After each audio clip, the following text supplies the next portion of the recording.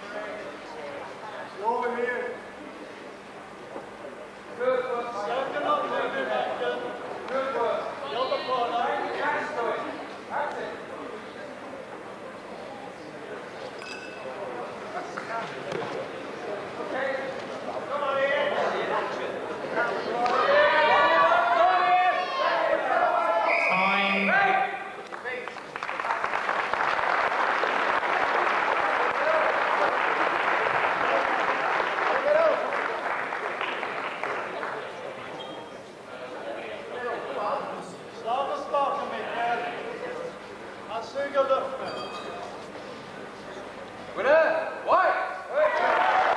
The winner there in Marc. Sorry, Michael Mikkelsen fighting in white Su Jin.